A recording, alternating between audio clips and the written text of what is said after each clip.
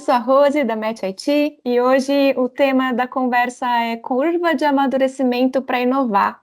Será que todas as empresas amadurecem da mesma forma, estão sempre no mesmo ritmo de maturidade, ou será que varia? E para falar sobre isso, um super, ultra, mega especialista. Ele é investidor anjo, tem décadas de experiência em P&D, inovação de diversas empresas, autor de livros sobre inovação, e é o querido Luiz Frade. Bem-vindo. Opa, boa tarde, Rose. Um prazer estar contigo aqui nessa conversa.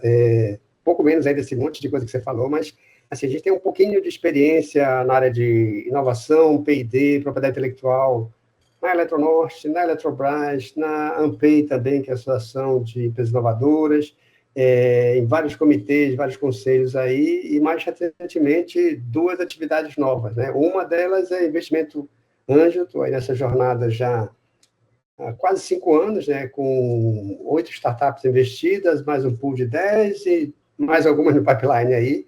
É uma coisa que depois que eu me aposentei, eu também entrei bastante nisso, gosto disso, sou mentor, sou avaliador, agora acabei virando líder da Anjo do Brasil aqui no Rio de Janeiro, então, assim, muitas coisas. E, recentemente, também coordenei a elaboração desse livro aqui, A Inovação no Brasil, com 37 autores, né, desafios e oportunidades, um trabalho de quase 2 anos aí, acho que tem uma história bem legal, quem puder também ler, se interessar, ele não tá, pode ser vendido, mas assim, está sendo distribuído gratuitamente aí no site do CT Smart, depois a gente pode divulgar aqui também, mas é um livro que conta um pouco da história da inovação no Brasil e muita coisa que às vezes a gente não sabia e que hoje fica claro para a gente entender desde quando tudo começou. Mas é isso aí. Sensacional. E, ó, eu vou deixar depois no texto do blog, vou deixar o link para quem quiser conhecer mais o livro, hein? Legal, isso aí. Bacana. Luiz, me fala um pouquinho dessa vivência toda que você tem, dessa experiência. Quais seriam os níveis de maturidade, assim, que as empresas experienciam, assim, no tema de inovação? Assim, você, perto do que a gente estudou, leu e visitou, né, porque eu também, nessa minha vida, também visitei muitas empresas, conheci muitos modelos de inovação. Você tem aquelas que a gente chama de iniciais, onde inovação é um assunto que o pessoal fala e tal, não tem muita estrutura, tem um grupo ali, eu chamo de os advogados da inovação, que começam a discutir aquilo ali, mas ainda a direção não comprou a ideia, tem um grupinho começando ali. Em seguida, a gente tem um grupo mais que a gente chama de intermediário, ou que a gente chama de... Começou o gerenciamento, uma estrutura pequena ali, já tem um time, 3, 4 pessoas, que já começa a se preocupar com inovação, dar treinamento, começar a sensibilizar as pessoas para a inovação, você já começa a ter um fluxo de ideia aparecendo, mas ainda não tem um processo totalmente mapeado. E uma terceira fase, que é aquelas... pode ser grande, média, mas assim, quando você já tem toda uma estrutura, né? Que eu digo assim, você tem o plano estratégico, a estratégia da empresa que trata da inovação, mas assim, não está só bonitinho naquele nome, ele realmente desdobrou para dentro, tem um comitê ou um conselho de inovação, você já tem uma estrutura, você já tem um time ali, você já começa a trabalhar internamente a inovação, ou até a inovação aberta externa, você já começa a trazer outros atores, você já tem métricas, você já tem processo, e o mais importante de tudo, você tem dinheiro, porque assim, inovação sem dinheiro fica só no papel, né? Então, isso digamos assim, seria essas 3 fases que a gente avalia, ou pelo menos que eu vi aí na minha vida, de uma maturidade para inovar nas empresas, tá? Legal. E dá para fazer... Como é que faz um diagnóstico, assim? Porque é um líder que define, ele identifica com base em melhores práticas, um checklist, são entrevistas. Como identificar, né, com clareza e consistência em que fase uma empresa está? Bom, hoje tem N metodologias, né? Por exemplo, a InnoScience tem um octógono, a Evo tem outra, o Venture Hub tem outra, tem um da Inventa chamado Radar de Inovação, tem o Innovation Maturity Model, ou seja, tem N modelos para você ver isso. Até uma norma, né? Recentemente tem uma norma 56.002, que é uma norma para você ver o nível de maturidade de inovação em empresas, né? Mas, sinceramente, eu gosto muito, muito de um modelo que eu li aí em 2008, no livro chamado Inovação, Prioridade Número 1. Tá? Então, assim, ele é bem interessante, por quê? Porque, na minha concepção, ele foca em quatro aspectos que eu acho extremamente importantes. Primeiro, liderança e organização. Você tem perguntas que vocês fazem assim, realmente a liderança está envolvida com a inovação? O que ela realmente faz? Ela promove, ela estimula, ela tem um comitê, ela realmente divulga isso aí, ela trabalha, ela criou um processo, ela arranja dinheiro para a inovação fluir, né?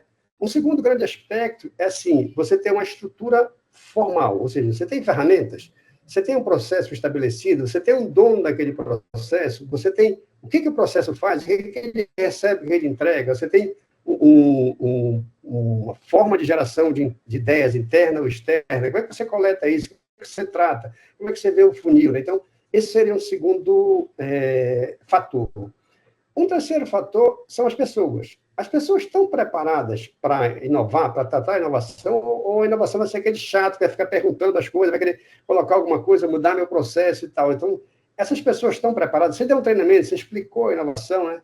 E aí eu faço até um parênteses. A gente, quando montou, eu estava na Eletrobras em 2018 para montar um sistema de gestão tecnológica lá, e a gente começou a sensibilizar pessoas para a inovação, né? E aí, a primeira pergunta a fazer era o seguinte: quando foi que você fez uma coisa pela primeira vez, pela última vez? Como assim? A pessoa para pensar, né? Quando você fez algo diferente que você faz? Você veio hoje trabalhar andando, em vez de vir de ônibus, de metrô. Você, hoje, em vez de ir almoçar na lanchonete ou no restaurante X, você foi no Z. Você, em vez de tomar café assim, quando você parou para fazer algo diferente? Então, as pessoas têm que estar preparadas para isso, né? Então, você tem que ter tempo para treinar as pessoas, para que elas entendam a cultura e principalmente, os valores da empresa focada na inovação. E o último ponto é exatamente o que vem por trás disso, que é a cultura, né? A gente, para tratar de cultura, e cultura é uma coisa bem difícil, né? Não muda do dia para a noite, cultura é uma coisa enraizada, né? Quando eu fiz a pós-graduação aí na Unicamp com o professor Rui Quadros, né? Meu amigo e também um dos autores do livro aqui, a gente trabalhou exatamente cultura na Eletrobras. E na Eletrobras a cultura era muito arraigada ao tempo dos militares, do comando e controle, de manda quem pode, obedece quem tem direito, aquelas coisas. E para você mudar isso na história, você tem que fazer um trabalho de formiguinha, mudando vários processos, né? Então, a cultura também é o quarto, digamos assim, fator que influencia muito. Então, esse livro ele mostra muito claramente isso aí. Então, assim, tem metodologias. Eu gosto muito dessa, né? Do Rowan Gibson e do Peter Schwarzschild, uma coisa mais ou menos assim. Inovação, prioridade número 1, porque tem muitos exemplos, tem um passo a passo simples que a gente não precisa usar uma ferramenta muito sofisticada, digamos assim. Ah, muito legal. A gente tem também ajudado os clientes nessa análise, né? E a gente acaba olhando uma quinta dimensão que é a base tecnológica, né? Porque uma coisa é inovar quando tudo está ali, mato, né? Outra coisa é inovar quando você já tem um parque tecnológico mais disponível, mais integrado. Então, é bem parecido com o que a gente costuma tocar e sempre entrevistando pessoas, fazendo pesquisa quantitativa para ter uma amostra significativa, muito legal. E Luiz, dependendo da fase de maturidade, os desafios mudam. Acho que nunca acaba, né, de ter desafio, porque fazer diferente é sempre uma aprendizagem. Nunca Mas, acaba. É verdade. né? Assim, o que a gente, além de você ter digamos assim, essa fotografia interna, digamos assim, quando eu falei que aqueles fatores eles olham para dentro da organização, você tem que olhar para o mundo lá fora, né? Então você tem que ver o mercado, você tem que ver os concorrentes, você tem que para onde vai a tecnologia. Agora, por exemplo, a gente fala de inteligência artificial, aí todo mundo fala, mas assim muita gente fala, mas não sabe muito bem para onde vai, como usar e tal. Então, você tem que também estar vendo isso aí, né?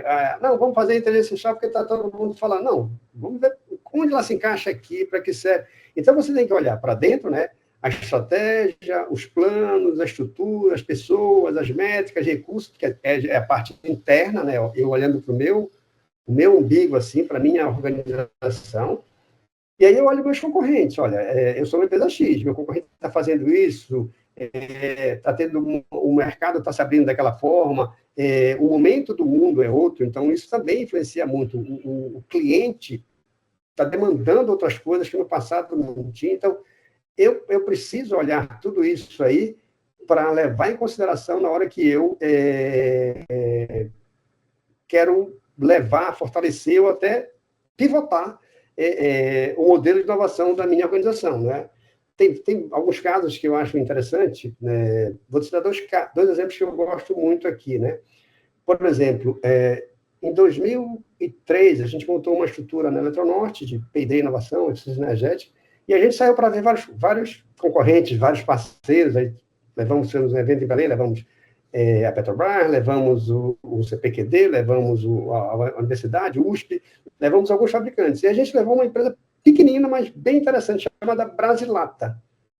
Caramba, ninguém nunca ouviu falar nela. E era uma empresa extremamente inovadora, apesar de ser uma empresa de poucas pessoas, com várias inovações, dominava o processo de propriedade intelectual, como depositar uma patente, tinha feito várias patentes, pedido de patente para abrir lata, não sei o quê, melhorar a selagem das latas de tinta, e ele tinha um negócio que a gente gostou muito, que era um programa de reconhecimento das ideias dos inovadores internos. E aí, isso ali é o seguinte, a pessoa que tinha aquela ideia, ela era premiada com um cartaz lá no final do mês, ao mesmo tempo ela recebia, se aquela inovação virasse um produto, ela recebia uma participação percentual daquele valor. E aí você olha aquilo em 2003, hoje a Brasilata, ela continua, tem várias plantas no Brasil, cresceu, está no mundo, então, aí você vê que uma cultura de inovação, ela realmente tem tudo para crescer quando existe uma persistência e um trabalho de gerenciamento da inovação, que não é um modismo, né? Porque a gente vê muito modismo de inovação, mas é uma coisa interessante. Outro caso que eu acho que é interessante é a própria Embraer, né? A Embraer eu conheci no final dos anos 90, e aí a gente vê a Embraer com foco muito claro. Ela nunca teve querendo competir com os aviões grandes, então ela queria os jatos comerciais, queria os jatos executivos, e focou toda a estratégia, e assim, avião a gente não faz de hoje para amanhã, né? 5 anos de encomenda, 7, 10 anos. Então, ela foi persistente nisso, né? E ela vem trabalhando, a gente visitou lá a Embraer em 2005, 2006, nesse era um jato de 145 lugares, 135, depois para 190, o pequeno. E aí, mais recentemente, acho que uns 10 anos, a gente voltou lá, começava-se a falar sobre veículo elétrico, e ela, com a Embraer X, já lá trabalhando sistematicamente com os valores e tal, e, no determinado momento, foi para a Califórnia, voltou lá para o Vale do Silício. Por quê? Porque é aquela história, ela tem muito claramente que o produto dela não é para ser vendido na loja amanhã, mas no médio prazo, no longo prazo. Então, assim, quanto mais eu investir na minha inovação, mais possibilidade de ganhar mercados no mundo todo eu vou ter. Então, isso é muito importante quando eu avalio essa curva de maturidade de cada uma das empresas, independente do tamanho. Legal. Tem uma resiliência, né? E a governança e a resiliência também no processo para que se molde uma cultura que pare de pé, né? Que não é só para tirar foto ali. Exatamente, você tem que manter isso, né? E isso é interessante. É importante que você tenha. A gente tem, na Eletronorte, a gente criou um programa lá em 2000, acho que 2000 mais ou menos, que era um programa é um nome bem assim, Semana Interna de Casos de Melhorias. Uma coisa assim, uma planta hidrelétrica enorme, com 1000 possibilidades. E aí a gente premiava os melhores casos na parte de indústria, meio ambiente, qualidade, tecnologia, operação. E aquilo a gente ficou 10, 15 anos lá, e todo ano tinha um evento, acho que era em outubro, setembro, uma banca, no início era uma banca local, depois uma banca externa, então assim, as pessoas se sentiam motivadas para estar criando e inovando. Então, essa cultura de você estimular a gestão da inovação, as pessoas participando, o envolvimento delas, os times, né? E depois você vai mudando as metodologias. Lá era TPM, depois passou limpa, mas o coração da inovação, ou seja, a gente chamava de melhorias, mas no fundo era inovação, porque você tem uma inovação de P&D, inovação das duas que a gente apelidava lá, cada local. As pessoas acreditavam naquilo, e era uma senhora festa, porque você mantinha cada ano estímulo para a equipe se desenvolver. Então, isso é fundamental em qualquer empresa, uma pequenininha, uma grande, uma mega empresa como a Embraer, ou outras aí, ter esses momentos de celebração. De marco na jornada, né? Exatamente. Boa. Isso é E, importante. e Luiz, existe, que nem você comenta, né, que tem um olhar para o ambiente interno e também para o ambiente competitivo. Existe isso de maturidade de setor, assim? Então, indústria, varejo, serviço, saúde, energia, existe uma maturidade coletiva do segmento? Como é que é isso? Eu vejo assim muito mais pela possibilidade de disrupção que você tem, ou de mudança de né? Vamos dar alguns exemplos, acho que isso ajuda. O setor elétrico, o setor que eu trabalhei a vida toda. Ninguém inventou uma linha de transmissão para transmitir energia sem fio. Tem estudos aí, mas não se mostrou viável. Sei lá, passei quase 40 anos. Então, é um setor lento de mudança de paradigma. Você teve outras mudanças, como as energias renováveis, você teve agora os sistemas inteligentes, você tem também a possibilidade de gerar energia na sua casa. Então, você tem vários pequenos movimentos, mas o core do setor elétrico, geração e transmissão, não mudou muito e não sei se vai mudar ou quando vai mudar. É provável que em algum momento mude, como quando a gente tinha telefone com fio e passou para o celular, mas, de novo, tecnologia é diferente. Então, cada setor tem a sua forma de amadurecer, né? Outro exemplo que eu gosto muito de novo, a gente tinha um grupo na Eletrobras que visitava as empresas, visitamos várias delas aí, e a gente foi na Petrobras no início dos anos 2000, mais ou menos 2002, 2004, e a gente foi lá no CEPS, né? E aí tinha o CEPS, era o centro da Petrobras, e do lado tem o CEPEL, que era o nosso centro lá. E a gente viu o CEPS assim, duas coisas que foram muito interessantes lá.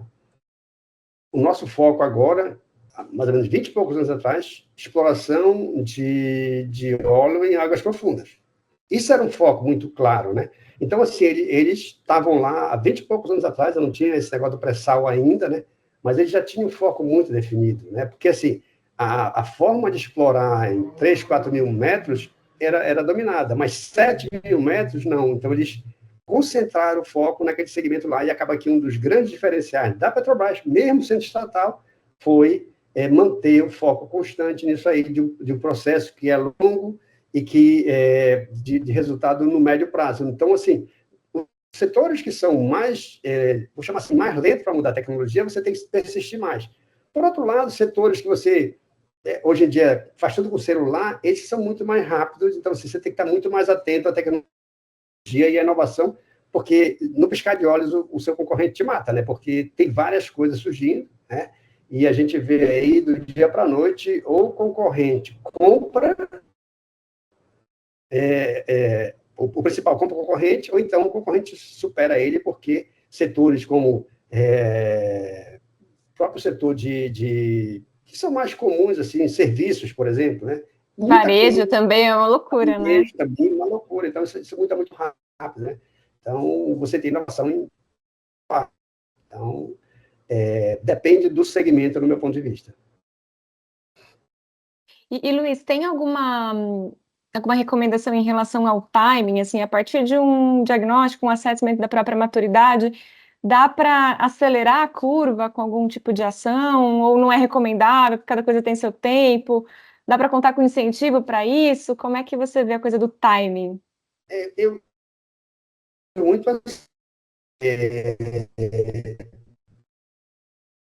as empresas, né, que são gerenciadas por famílias ou não, o patrocínio que eu falo é alguém que seja vamos lá, eu seguro a peteca, como diz a minha terra, né? Então, isso é muito importante. Então, assim, várias organizações, quando tem esse patrocínio para valer, aí tudo flui mais rápido. Eu acelero muita coisa ou eu retardo. Quando alguém pisa no freio lá, tudo para porque saiu da moda, né? Um caso triste, mais recente, muitas empresas falando de CVC, VC, não sei o que mais, e aí a Oxigênio agora fechou, quer dizer, será que ela estava madura para colocar aquilo lá, né? Eu sempre questiono assim, tem muita coisa que hoje em dia eu vejo que tem organizações que vão junto com a manada. Agora o movimento é inteligência artificial, mas ela não se pergunta primeiro assim, Onde é que eu uso aqui? Para que serve isso aqui? Deixa eu estudar um pouco mais, conhecer, trazer alguns especialistas para falarem para a gente o que é isso aqui, onde pode afetar o nosso sistema, seja pelo concorrente, seja pode melhorar para dentro. Então, tem muita gente que primeiro vai para depois ver se serve, né? Então, eu sei que assim, você pode acelerar e você pode atrasar. É muito dependente dos... E, meu ponto de vista, se no topo da pirâmide aí, organizacional ele patrocina, você tem força para fazer as coisas acontecerem. Inclusive, no médio prazo, uma cultura organizacional muito difícil. Bom, a importância do patrocinador, né? Então, a gente acabou falando aqui de alguns exemplos, falamos de cultura, falamos de framework de diagnóstico, falamos de setores. No final, eu fiz metade das perguntas e você me contou tudo que estava no script, assim. Então, quem sabe, sabe, né? Você já é o super, super pró aí do tema. Mas eu queria abrir para a sua contribuição mais espontânea, assim, sem eu perguntar nada, o que você traria, né, para a comunidade aí de inovação, do ponto de vista de dica prática, de conselho, né, para quem está aí buscando entender seu momento de maturidade e ajudar a empresa a amadurecer de forma mais célere. Quais são as dicas aí do super experiente Luiz?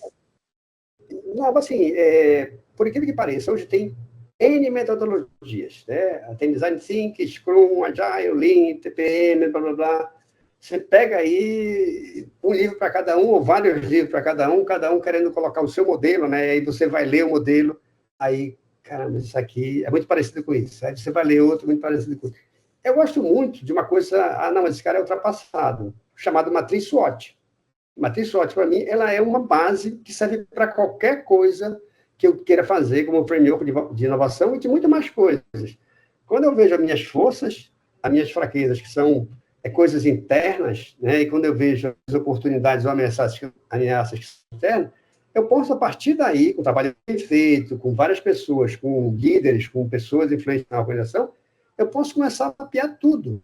Inclusive, por exemplo, hoje a gente vê horizonte H1, 2 e 3. Isso é muito comum, é uma coisa que tem, sei lá, 2006, 2008, aí, um estudo, aí todo mundo fala nisso.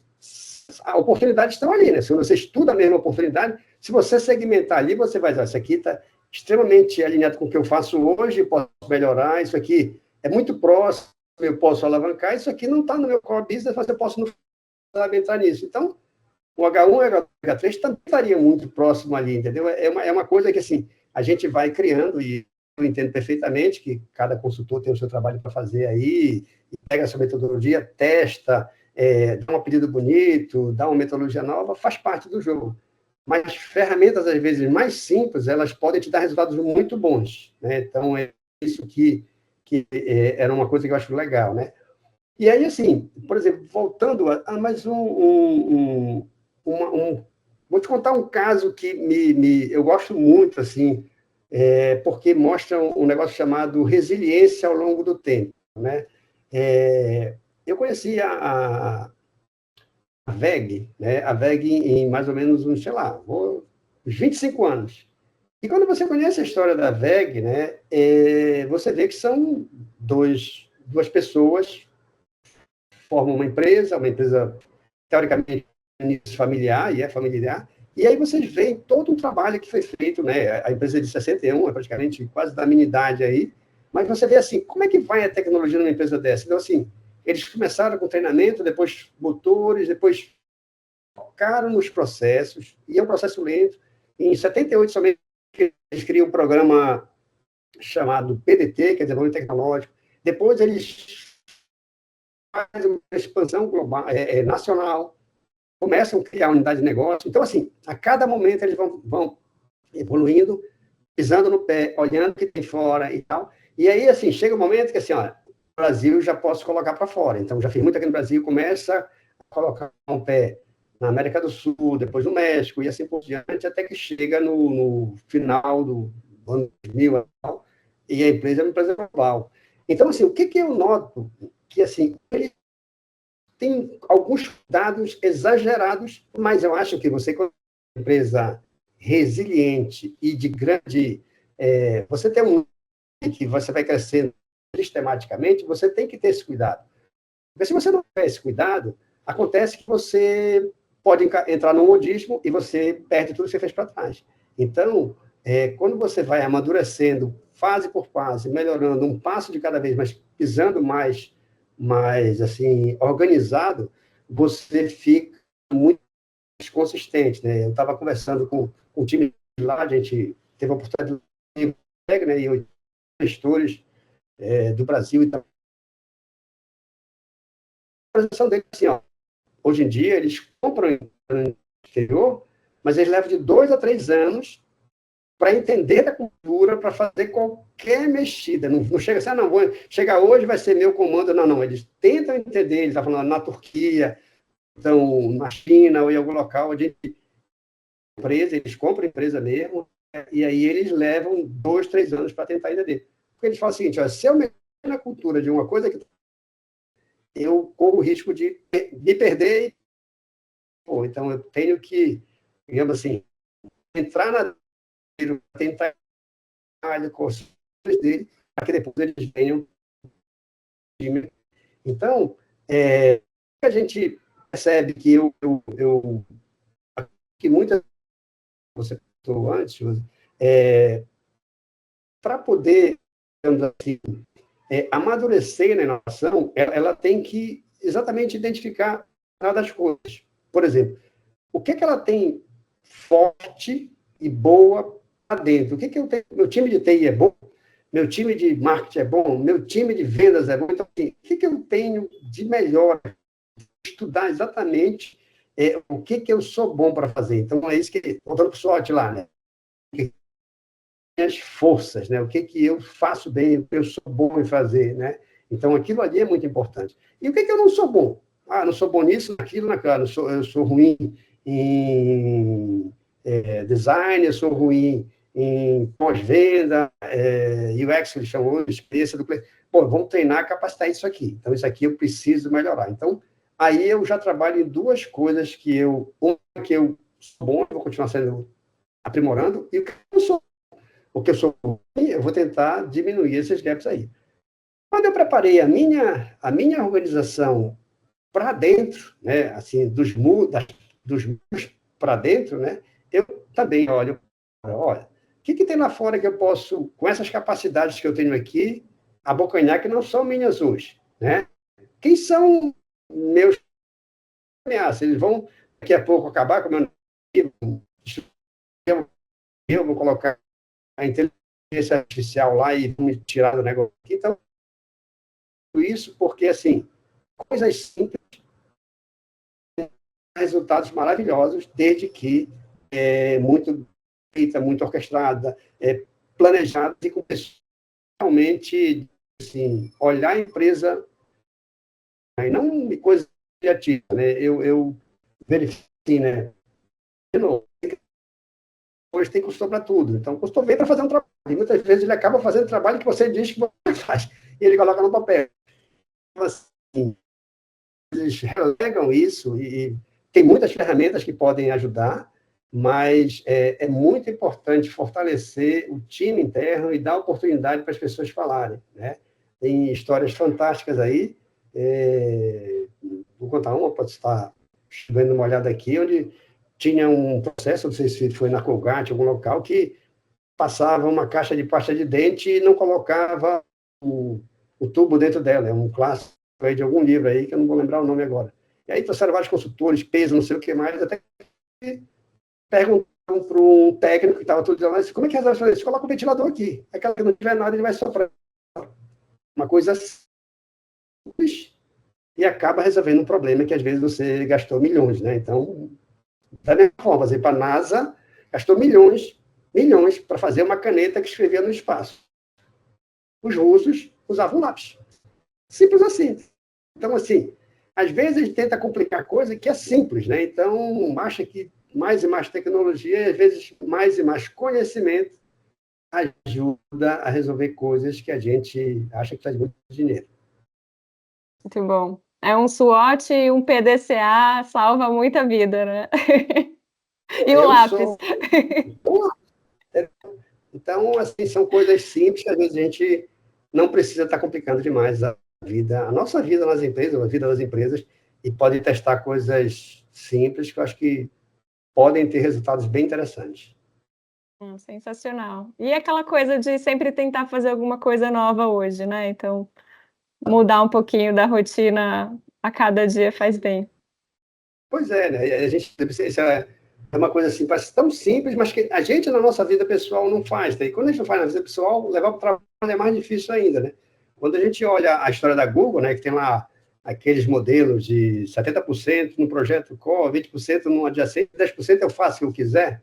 Nesse eu faço o que eu quiser, que muitas das grandes fábricas de dinheiro, o Gmail da vida, o YouTube, apareceram na Google, né? E a gente acaba não permitindo as pessoas que trabalham conosco de parar para pensar em o que eles quiserem.